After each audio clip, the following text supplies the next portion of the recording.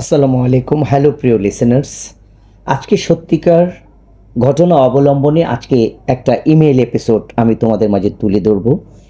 এই ইমেলটি পাঠিয়েছেন সুদূর গাজীপুর থেকে ফারুক ভাই নামে একজন ড্রাইভার।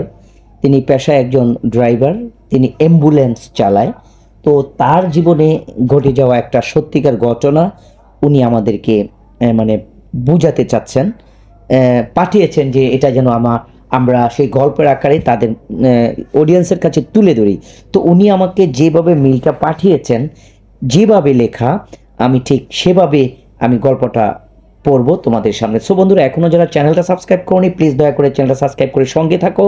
আর ভৌতিক গল্প শোনার জন্য বেল আইকনটা বাজিয়ে রাখো, যাতে করে যে কোনো সময় সবার আগে নোটিফিকেশনটা তোমার কাছে পৌঁছে যায়। আমি প্রতিনিয়ত চেষ্টা করি ভৌতিক গল্প উপহার দিকে। আমার এই ইউটিউব চ্যানেল মিথ্যা কুসংস্কারকে বিশ্বাস করে না। আপনারা মিথ্যা কুসংস্কারকে প্রশ্রয় দেবেন না।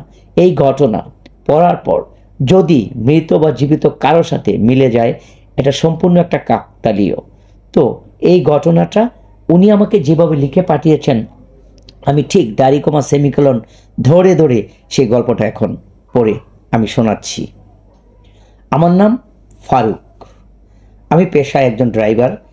আমার জীবনের প্রথম ড্রাইভিং শেখার পর আমি প্রথমে একজন ট্রাকের হেল্পার ছিলাম। ট্রাকের হেল্পার কিছুদিন থাকার পর আমি আবার হেভি গাড়িও শিখে ফেলি। একটা সময় আমি কিছুদিন ট্রাকও চালাতাম। এত হেভি ওয়েট গাড়ি, বিভিন্ন জায়গায় যানজটে পড়ে থাকা কিংবা পুলিশের অত্যাচার, বিভিন্ন সমস্যাজনিত কারণে আমি ট্রাক চালান ছেড়ে দিই। পরে আমি চলে যাই বাস চালাই। আমি ঢাকা থেকে মিরপুর রোডে বাসগুলো চালাতাম, মিরপুর 12 নম্বর পর্যন্ত। তো বাসে অনেকদিন চালানোর পর ঢাকা শহরে যে বিশাল যানজট, এই যানজট আমি অদৃষ্ট হয়ে যাই, যার ফলে আমি একটা সময় বাসের চাকরিটাও ছেড়ে দিই। পরবর্তীতে কিছুদিন বেকার থাকি। বেকার থাকার পর আমি প্রাইভেট কার চালানো শুরু করি, রেন্টেকার প্রাইভেট কার। তো রেন্টেকার প্রাইভেট কার চালানো শুরু করেই আমাকে দেওয়া হয় কন্ট্রাক্টে। যদি আমার প্যাসেঞ্জার হয় তো সেই দিনের বেতন থাকবে, আর যেদিন হবে না সেদিন আমি বেতন নিতে পারবো না। ঠিক এভাবে করে দীর্ঘদিন আমি চালালাম। এটা আমার ভালো লাগলো না। পরবর্তীতে আমার এক বন্ধু ঢাকা মেডিকেল কলেজে অ্যাম্বুলেন্স চালায়। তো উনি আমাকে অ্যাম্বুলেন্স চালানোর জন্য অফার করে যে তুমি যদি অ্যাম্বুলেন্স চালাও, সপ্তাহে 2টা যদি টিপ পাও, তাহলে তোমার মাসের টাকা ইনকাম হয়ে যাবে। তো ওর কথা মতো আমি ঢাকা মেডিকেল কলেজে সবসময় বসে থেকে আসা যাওয়া, সবার সাথে একটা পরিচিত হই। একটা সময় উনি বলে অ্যাম্বুলেন্স কোম্পানি থেকে একটা অ্যাম্বুলেন্স আমার জন্য বের করে যে এটা আমি চালাবো। তবে অ্যাম্বুলেন্স, ঢাকা মেডিকেল কলেজে অ্যাম্বুলেন্স চালাতে হলে তাদের একটা সিন্ডিকেট থাকে, যে সিন্ডিকেটটার মাধ্যমে অ্যাম্বুলেন্স চালাতে। তো সেই সিন্ডিকেটের একটা সদস্য হতে হয়, নতুবা ঢাকা মেডিকেলের টিপ পাওয়াটা কঠিন হয়ে যায়। তো প্রথমে আমি আমার জীবনের প্রথম অ্যাম্বুলেন্স চালাই, এবং অ্যাম্বুলেন্স চালানোর প্রথম আমার একটা লাশ নিয়ে কুমিল্লাতে যাওয়ার অর্ডার পড়ে, আমার প্রথম অ্যাম্বুলেন্স চালানো। তো আমি কুমিল্লা সেই লাশটাকে দিয়ে আসার পর ঢাকা মেডিকেল আবার ফিরে আসার পর এখানে আমার ভালো ইনকাম হয়। অ্যাম্বুলেন্স কোম্পানিকে দেওয়ার পরেও আমার মোটামুটি 4000 টাকার মতো বেঁচে যায়। তো অ্যাম্বুলেন্স চালানোর প্রতি আমার বেশ একটা আগ্রহ চলে আসে। তো এভাবে প্রতি সপ্তাহে হয় না, প্রতি সপ্তাহে 2টা একটা টিপ পাওয়া যায়, কারণ সিন্ডিকেটের মাধ্যমে টিপগুলো হয়। অনেকগুলো অ্যাম্বুলেন্স ঢাকা মেডিকেল কলেজের সামনে। তো এমনি একটা হঠাৎ করে একদিন শনিবার দিন, যেহেতু সরকারি বন্ধ থাকে, শনিবার দিন অনেক ড্রাইভার আবার ওখানে বেশ একটা ইন করে না। তো শনিবার দিন আমি যথারীতি যাই।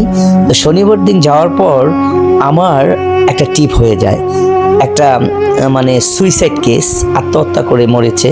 তো ওই ঢাকা মেডিকেলে এটা মানে পোস্টমর্টমের জন্য আনা হয়েছে, এবং এটা ময়মনসিংহ হালুয়াঘাট উপজেলা মাঝরাকুড়া গ্রামে এটা পৌঁছাই দিতে হবে, অনেক দূরের জানি। তো এটার সকল রিপোর্ট রেডি করতে প্রায় মাগরিবের নামাজ হয়ে যায়।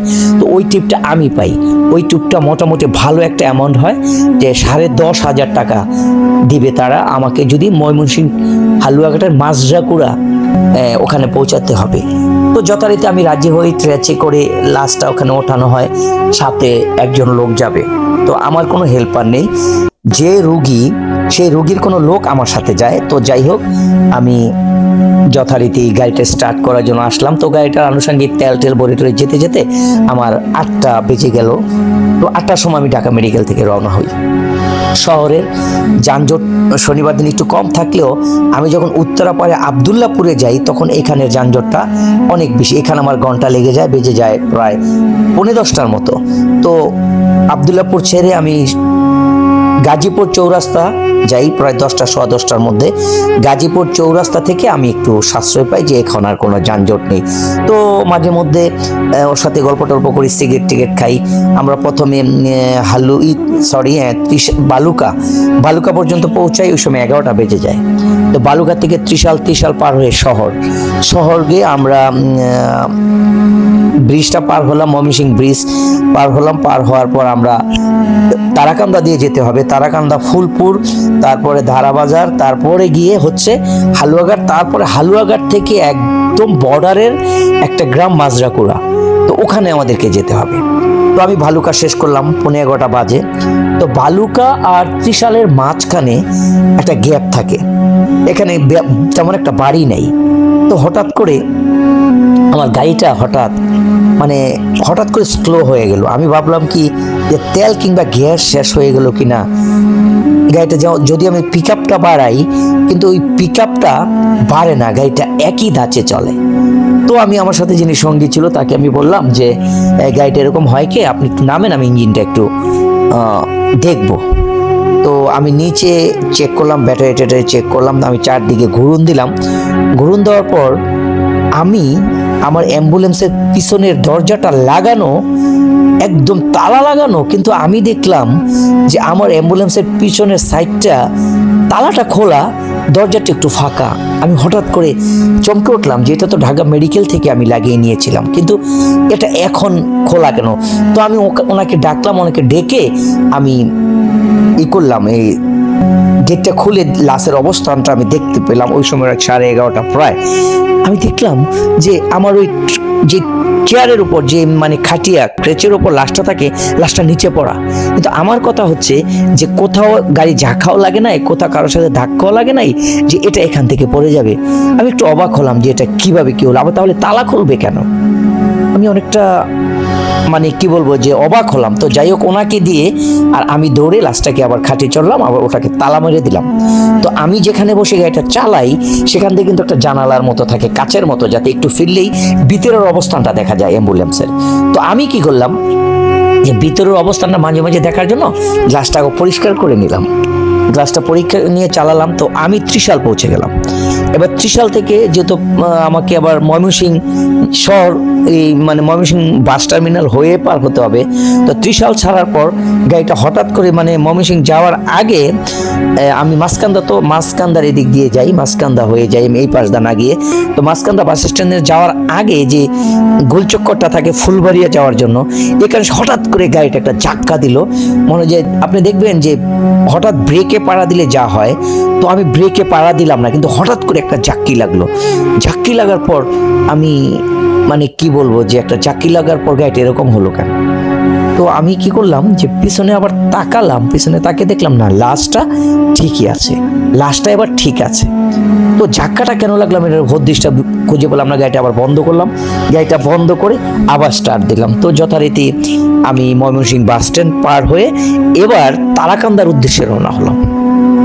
তো তারাকান্দা উপজেলার আগে যে একটা গ্যাপ জায়গা, চারদিকে বাড়িঘর খুব কম। তো তারাকান্দার এখানে এসে আমার সাথে যিনি ছিলেন উনি বলতেছে প্রস্রাব করবে। তো যাই হোক, গাড়িটা ব্রেক করলাম, ভাবলাম উনি প্রস্রাব করবে, আমিও প্রস্রাবটা সেরে নেই। তো উনি প্রথমে প্রস্রাব করতে গেল, আমি সাথে সাথে গেলাম। সাথে সাথে যাওয়ার পর আমি যেটা অনুভব করলাম, মনে হলো যে গাড়িটা ঝিমিয়ে সামনের দিকে এগোচ্ছে। আমি অবাক হলাম, গাড়িতে তো হ্যান্ড ব্রেক, সব ব্রেক রাখা। আমি প্রস্রাব রেখে দৌড়ে কাছে গেলাম, দেখলাম যে না, গাড়ি তো ঠিকই আছে। আমি কি একটা চোখের ভুল দেখলাম? তো যাই হোক, এমন একটা পরিস্থিতিতে আমি প্রস্রাবটা শেষ করে আবার গাড়িতে উঠলাম। ওনাকে আমি তখন আর কিছু বললাম না। তো আমি পিছনে তাকালাম। তো আমি তারাকান্দা পার হয়ে ফুলবাড়িয়া একটা ব্রিজ আছে, ব্রিজের আগে এসে আমার গাড়িটা হঠাৎ করে স্টার্ট বন্ধ হয়ে গেল। বারবার স্টার্ট দিচ্ছি, নিচ্ছে না। এখন কি করা? স্টার্ট বন্ধ হয়ে গেলে দেখবেন গাড়ির কিন্তু লাইটও বন্ধ হয়ে যায়। তো স্টার্ট দিলে কিন্তু লাইট জ্বলে। তো আমি ঠিক বুঝতে পারছিলাম না, স্টার্ট বন্ধ হয়ে যাচ্ছে বারবার। তো অনেক চেষ্টার পর হঠাৎ করে স্টার্ট নিল। স্টার্ট নেওয়ার পর আমি যেটা দেখলাম, হঠাৎ করে যখন পিছনে তাকালাম, আমি দেখলাম আবার ওই লাশটা মানে খাট থেকে সাইডে হেলান দিয়ে বসে আছে। আমি খানিকটা ভয় পেলাম যে আসলে এরকম হচ্ছে কেন আমার সাথে, তো এরকম হবার তো কথা না। আমি আমার পাশের লোকটাকে বললাম যে দেখেন এই অবস্থা কেন। উনি বলতেছে গাড়ির ধাক্কা লেগে হয়তো বা ওইভাবে পরে বসে আছে। আমি তাকে বললাম যে তাহলে কি এইভাবে বসা অবস্থায় কি আপনি নিয়ে যাবেন নাকি আবার খাটে তুলবেন? তো যিনি আমার সাথে ছিলেন উনি বললো যে যেভাবে বসা আছে থাক না সেভাবেই, আর এটা তোলার দরকার কি। তো আমি কেমন একটা ভাবলাম লোকটাকে যে আসলে উনি কি বলতে চাচ্ছে, যে তোলার দরকার নেই, লাশটা কিভাবে বসে বসে যাবে। তাই বললাম না, এটা কি করে সম্ভব। বলছে চলেন তো। তো আমি একটা সিগারেট ধরালাম। সিগারেট ধরিয়ে যখন আমি ফুলপুর পার হয়ে আমি এবার হালুয়াঘাটের উদ্দেশ্যে ধারাবাজারের অনেকটা আগে আমি যেতে শুরু করলাম। তো গাড়ির গতি এবার খুব স্পিডে চলতেছে। তো একদম রাস্তা ফাঁকা। আমার কত যে যত দ্রুত যাওয়া যায়, গাড়িতে কোনো মানে আশেপাশে তো রাস্তায় কোনো গাড়ি নেই, আমি দ্রুতই যাব। তো দ্রুত চালাচ্ছি, হঠাৎ করে গতি কমে আসছে আমার। মানে আমি পিক আপে পাড়া দিচ্ছি, গোগো শব্দ হচ্ছে, কিন্তু গাড়ির স্পিডটা আস্তে আস্তে কমে যাচ্ছে। তো হঠাৎ করে যেতে যেতে আবার স্টার্ট বন্ধ হয়ে গেল। যখন স্টার্ট বন্ধ হয়ে গেল তখন আমি মহা মুশকিল, একই অবস্থা। মানে আমি একটা ভয়ে কাজ করতে, এরকম হচ্ছে কেন। তো স্টার্ট কয়েকবার চেষ্টা করার পর আবার স্টার্টটা নিল। স্টার্টটা নেওয়ার পর যেটা আমি দেখলাম, যেটা মানে আমি আশা করতে পারি নাই, সেটা আমি দেখলাম যে অ্যাম্বুলেন্সের ভিতরে লাশটাই নেই। আমি অবাক হয়ে বললাম, ভাই আপনি যে বসে থাকতে বলছিলেন, দরজা তো আমি তালা মারা, মানে লাশ কোথায়? তো আমি তাড়াতাড়ি গাড়িটা বন্ধ করে ওনাকে নিয়ে বের হয়ে পিছনে যেতে দেখলাম যে লাশটা মাটিতে পড়ে আছে, তালা আবার খোলা।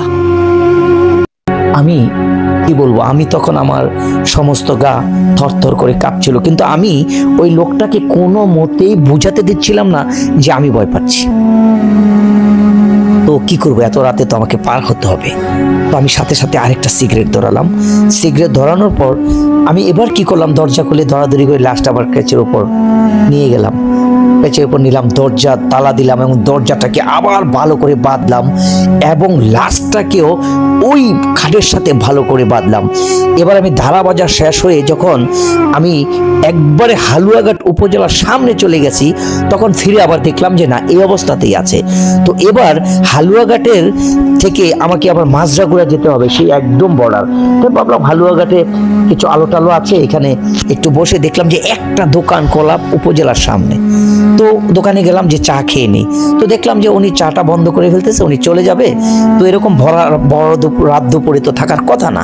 তো ওনাকে বললাম যে এত রাতে কেন? তো উনি বললো যে এখানে তো মানে বর্ডার থেকে বিভিন্ন মাল আসে, ওরা এখানে আসে বসে চাটা খায় রাতের বেলা, ট্রাকগুলো থামে, এর জন্য খোলা রাখি। তো আপনারা কি চা খাবেন? তো আমি বললাম যে হ্যাঁ, চা দেওয়া যেতে পারে। তো চা খেলাম, চাটা খেয়ে আবার মানে দোয়া দুরুদ পরে আলহামদুলিল্লাহ বলে অ্যাম্বুলেন্সটা আবার স্টার্ট দিলাম।